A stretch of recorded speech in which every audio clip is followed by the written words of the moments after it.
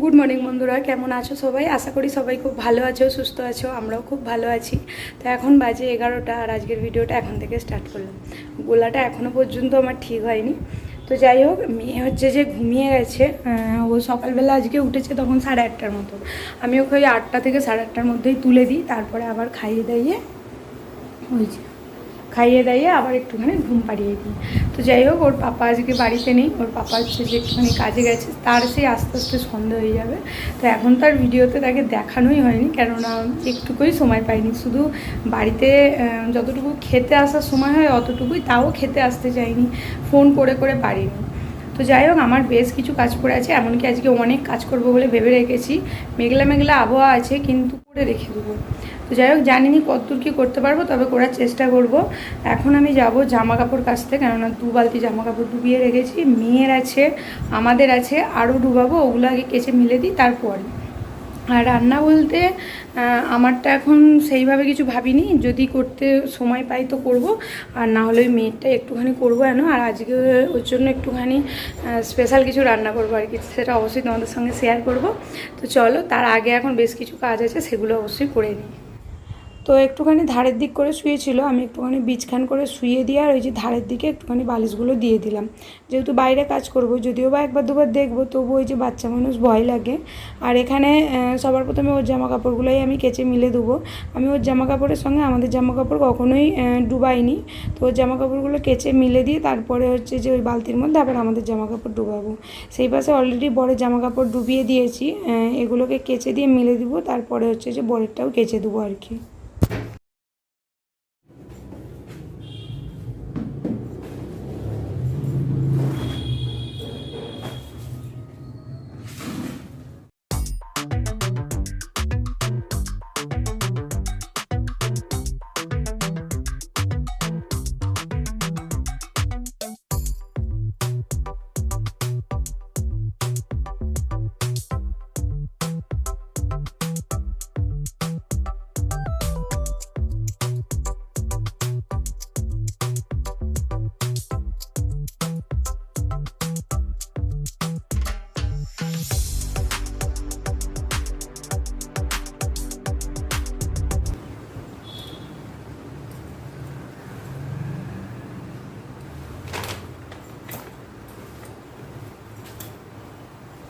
তো শীত চলে গেছে আজকে অনেক দিনই হলো, তবে আমাদের কম্বল এখনও তোলা হয়নি। ওই যে বলতে পারো সময়ের অভাবে, তারপরে আজ তুলবো কাল তুলবো করে করে আর হচ্ছিলোই নি। তো এই কাজগুলো করবো আজকে ভেবেই আমি রেখেছিলাম। আর এই ব্যাগটা না আমাদের অনলাইন থেকে নেওয়া হয়েছিল, খুব ভালো হয়েছে। এর মধ্যে অনেক কিছু ধরে যায়। আমাদের একটা কম্বল রেখেছি, মেয়ের 3টে ছোটো ছোটো ব্ল্যাঙ্কেট রেখেছি, আরও জায়গা আছে, আরও মানে রাখা যাবে আর কি। তো যাই হোক, আমি একটুখানি চেয়ারের উপরে উঠে আর এই যে কার্নিশটাকে একটুখানি গুছিয়ে নিচ্ছি। ওই ছোটোখাটো বক্সারে ছিল, ওই বক্সের মধ্যে কিন্তু জিনিসপত্র আছে, এমন না যে ওই বক্সগুলো মানে এমনিই পড়ে আছে। তো আর এই প্রেসার কুকারটা না বাইরে পড়েছিল, তো ভাবলাম যে নিয়ে এসে রেখে দিই। ওই কার্নিশটার ওপরে যদি উঠতে পারতাম না, খুব ভালো হতো। মানে উঠে যদি একটুখানি সরিয়ে সরিয়ে রাখা যেত, তাহলে জায়গাটা অনেকটা পাওয়া যেত। তার কারণ একটা ড্রামের মতো আছে, যেটার মধ্যে আমার মেয়ের হচ্ছে যে শীতকালে সমস্ত জামা কাপড় আছে, এই যে এই ড্রামটা। তো তাও তো ধরেছিল নিয়ে, আমি আবার চেপে চুপে রেখেছি, তাও ওই যে ঢাকনটা খুলে যাচ্ছিলো। আবার আমি ওটাকে নামিয়ে আবার ভালোভাবে ঢাকনটাকে দিয়ে তারপরে তুলেছি, না হলে না সেই ধুলো ময়লাই পড়তো। ওইটুকুটা জায়গার মধ্যে আবার ওই যে কম্বল চেটে রাখলাম, ওটাও রাখবো আর কি। তো যাই হোক, এর মধ্যে আবার মেয়েও উঠে পড়েছিল, মানে ওই একটুখানি আওয়াজ হচ্ছিলো, সেই কারণে ও উঠে পড়েছে। ওই যে দেখছি ওকে আবার। তো যাই হোক, কিছু করার নেই, উঠে পড়েছে আর কী হবে, ওকে নিয়েই কাজকর্মগুলো করবো আর কি। তো চলো আগে এইখানটা হচ্ছে যে একটুখানি গুছিয়ে নিই। তো এখন হচ্ছে যে 12টা 10 বাজে, আর এই যে ইনি ঘুম থাকতে উঠে পড়েছে, উঠেই খেলতে বসে পড়েছে। আমি ওখানটায় উঠেছি, দেখি না ঘুম থাকতে উঠলো, উঠেই দেখি না একটা বই হাতে করে নিয়ে নিচ্ছে, ও সামনে পড়েছিল। ঘুম থাকতে উঠে আমার মেয়ের এই একটা অভ্যাস ভালো, যে মানে কাঁদবে বা নেমে কোথাও চলে যাবে এইরকম নয়। ওর হাতের সামনে যদি কিছু একটা দিয়ে দাও, মানে যখন ঘুমিয়ে ঘুমিয়ে পড়লে শুকরি দিলে, দিয়ে ওর হাতের সামনে কোনো কিছু একটা দিয়ে দিলে না, ও ঘুম থাকতে উঠে সেটাকেই আগে নেবে। তো যাই হোক, তারপরে ওই যে ওইখানটাতে ওইভাবেই আমি একটুখানি গুছিয়ে রাখলাম। ওইভাবে না সম্ভব নয়, ওই কার্নিসের উপরে উঠে তারপরে গুছালে পারে তবে ঠিক হবে। চেয়ারের মধ্যে তো আমার হাতও যায়নি, আর খুব ভয় লাগছিল। তো থাক, ওইভাবেই নিচে পড়েছিল, খুব অসুবিধা হচ্ছিল। আমার মেয়ে বারবার ওই সাউন্ডটা করছে। তো এখন হচ্ছে যে ওকে একটুখানি জল খাওয়াবো, খাইয়ে ওর রান্নাটাকে আগে বস করাবো। তো ওর জন্য আজকে একটুখানি চিকেন রান্না করব। দাঁড়া না মা, দে ওটা দে। তো ওর জন্য একটুখানি হচ্ছে যে আজকে চিকেন রান্না করব। তো ঠান্ডা ঠান্ডা আছে আর কি, সেই কারণে অনেক দিন দিইনি আমার মেয়েকে, তো সেই কারণে আজকে একটুখানি ধুবো। তো তারপরে আবার কাজ করব।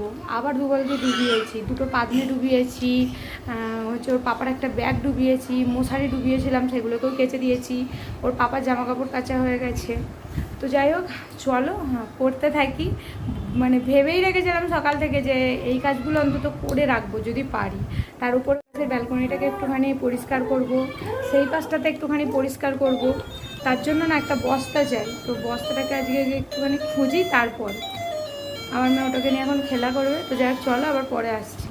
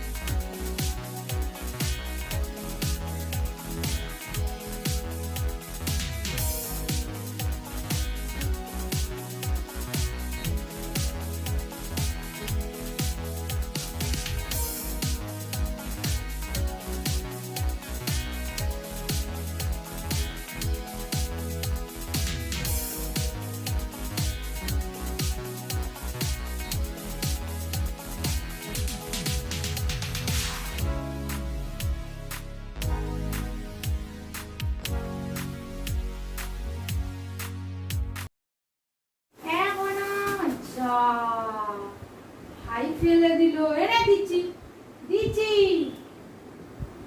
ফেলে দিল। সে পাশে দেখ তোর বোনটা একটু জাহাজ। তো কাজের ফাঁকে ফাঁকে মেয়েকে তো একটুখানি করে সময় দিতেই হবে, ও কখন জল খাবে কখন খাবার খাবে। তো আমি ওই যে কাজ করছিলাম সেই ফাঁকে ওকে একটুখানি কোলাকে খাইয়ে দিচ্ছি আর কি।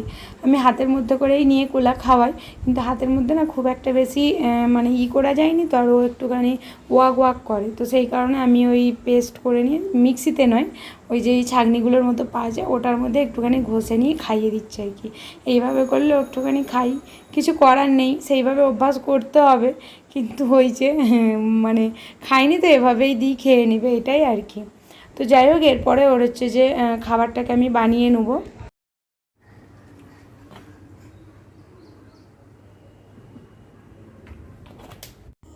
তো যেহেতু ওকে আজকে আমি একটুখানি চিকেন দেবো, সেই কারণে প্রেসার কুকারের মধ্যে সামান্য একটুখানি সরষের তেল নিয়েছি, তার মধ্যে সামান্য একটুখানি জিরে ফোড়ন দিয়ে আর অল্প একটুখানি পেঁয়াজ আর দুটো রসুনকে আমি থেতো করিনি, এমনি ছাড়িয়ে দিয়ে দিয়েছি। সরষের তেলটা আমি ওকে দিইনি, সচরাচর খিচুড়ি করলে সেটার মধ্যে আমি একটুখানি ঘি দিয়ে দিই, আর এই চিকেন দিলে পারি সামান্য একটুখানি সরষের তেল দিই। আর এখন আমি হচ্ছে যে একটুখানি আদাকে থেতো করে দিয়ে দিলাম। আর এখানে না তোমরা একটুখানি পারলে টমেটো দিও, দু ফালার মতো টমেটো ফেলে দিলে না খুব ভালো লাগে। আমার কাছে আজকে টমেটো ছিল না বলে সেই কারণে আমি দিইনি। তো মাংসটাকে আমি ছোটো ছোটো করে কেটে নিয়েছি যাতে তাড়াতাড়ি সেদ্ধ হয়ে যায়। তো ছোটো ছোটো করে কেটে নিয়েছিলাম, এবার মাংসটাও আমি দিয়ে সামান্য একটুখানি নাড়াচাড়া করে নেবো। নিয়ে এবার সবজির মধ্যে আমি শুধু আলু গাজর আর চাল দিয়েছি আজকে। তোমরা চাইলে সবজি দিতেও পারো, আবার না দিতেও পারো, তবে এভাবেও কিন্তু ভালো লাগে। আমার মেয়েকে আমি এর আগেও করে দিয়েছি এইভাবেই, ও খেয়ে নেয়, যা একটু খাই মানে খেয়ে নেয় আর কি। তো যাই হোক, এবার একটুখানি চাল আর হচ্ছে যে আলু আর গাজরটাকে একটুখানি মানে ভাজা ভাজা করে নেওয়ার পরে ওই মাংসর সঙ্গেই আর কি, তারপরে আমি জল দিয়ে দিলাম। তো এখানে আমি একটুখানি শুধু হলুদ গুঁড়ো আর সামান্য একটুখানি লবণ দেবো। আমি আমার মেয়েকে লবণ এখনও দিইনি, যেহেতু 1 বছর হয়নি। তবে এই চিকেন রান্না করলে না একটুখানি লবণ দিই, না হলে কিন্তু একটুকুই ভালো লাগেনি খেতে। তো সেই কারণে সামান্য একটুখানি লবণ দিলাম, দিয়ে এবার সিটি দিয়ে নেবো।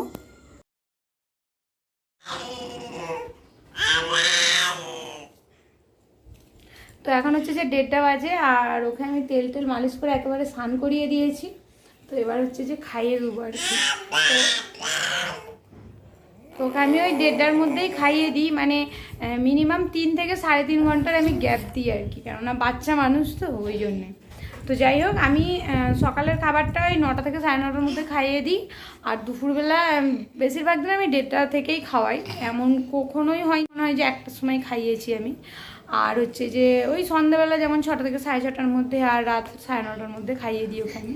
তো যাই হোক, এবার এই যে একটুখানি খাইয়ে দেবো, জানিনি আজকে আবার কি করবে, কেননা মাংসটা যে খুব ভালোবাসে এমন নয়, মাছটা তবুও ভালোবাসে, ডিমটাও ভালোবাসে। আর মাংসটা 1বার না 2বার আমি দিয়েছিলাম, তাও অনেক দিন আগে, তখন আবার মিক্সির মধ্যে পেস্ট করে দিয়েছিলাম, তখন খেতে পারতো নি। এখন একটু আধটু খেতে পারে।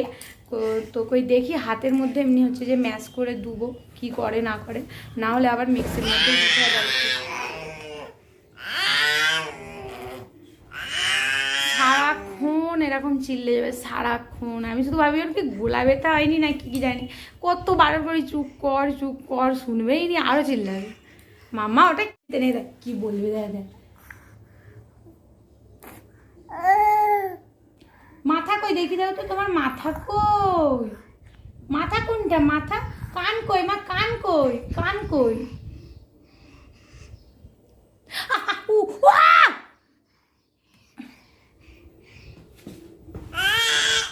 তো কান বললে আমার কান দেখাবে, আর হচ্ছে যে মাথা বললে ওর নিজের মাথা দেখাবে, পা বললে পারে ওর পাটা দেখাবে, এমনকি পাও বলবে।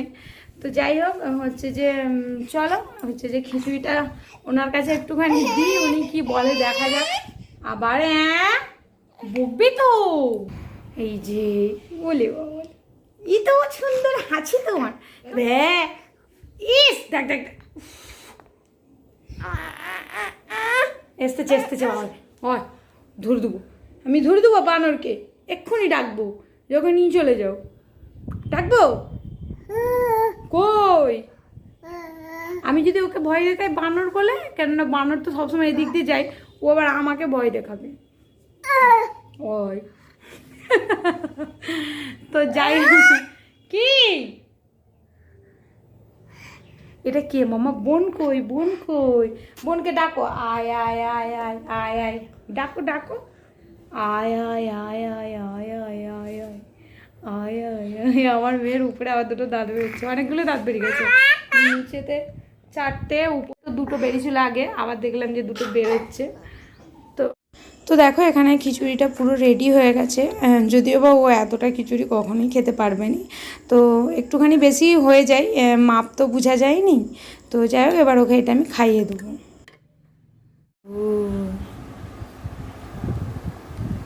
তো যাই হোক, এখন হচ্ছে যে 2টো বাজে, 1:30টা থেকে বসেছিলাম, তো 2টো বেজে গেছে, আর খেতে চাচ্ছিল না, কেন ওই যে মুখের মধ্যে পড়ছে, তো যেন ওয়াক করছিল। তো যাই হোক, একটুখানিই খেয়েছে, বেশি আর খাইনি, আর খিচুড়ি পড়েই আছে, আমি ওটার মধ্যে একটুখানি লবণ মেখে আর খেয়ে নেবো আর কি। আমার জন্য আর কিছু রান্না করিনি এখনও, তবে স্নান টান কোনো কিছুই হয়নি। ও যদি একটুখানি ঘুমায়, ঘুম পাড়িয়ে, এখনও বেশ কিছু বাইরের কাজ আছে, মানে ক্যাজরা ঘাঁটার আর কি, মানে ক্যাজরা বলতে কি একটুখানি ধুলো ময়লা ঘাঁটার, ভাবছি ও যদি ঘুমায়, ঘুম পাড়িয়ে ওই কাজগুলো সেরে একবারে স্নান করবো আর কি। এখনও 2টো পাদ্রি কাচতে বাকি আছে, সেই 2টোও কেচে নেবো। তো কী করবে আমি জানিনি। এই যে আমার মেয়ে কখনো স্থিরে বসবে না, আমি মানে ও যদি চুপ বসে থাকে না, আমি আবার ভাবি যে কি হলো না কি, ওর পাপাও বলে আজকে চুপচাপ কেন, কিছু বলেনি। আমি তখন বলি যখন দুষ্টুমিগুলো করে তখনও তো বলো যে এত দুষ্টুমি করে কেন, এত দুষ্টু কেন, তোমরা তো দেখতেই পাও, ও একটুকু স্থির নয়। এই যে আমার আবার দেখিস দিদি, কি বলছে শুন না, দেখ কি বলছে, এরা দেখ না বকবে, এরা না আপ করে দিবে, মাম্মা আপ করে দাও, আপ বাপ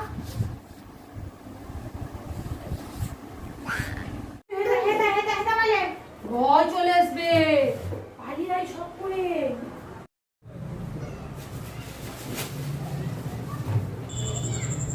এখন বিকাল 5:30টার মতো বাজে, আর আমি বাইরে সমস্ত কাজবাজ করে একেবারে স্নান টান করে এখন চলে এসেছি বেড কভারটাকে চেঞ্জ করব বলে। আর এবার আসি টাইটেল আর থাম্বনেলের কোথায়। তোমরা কম বেশি অনেকেই জানো যে আমাকে বিয়ের 5 বছর পরে মেনে নিয়েছিল। আমার বাবার একবার খুব শরীর খারাপ হয়েছিল, আমি তখন গিয়েছিলাম। তারপর থেকে কিন্তু আমি এখনও বাড়ি যাইনি, মানে আমি কনসিভ করেছি, আমার মেয়ে আজকে 1 বছর হতে গেল, এখনও পর্যন্ত আমি বাড়ি যাইনি, এখানেই আছি।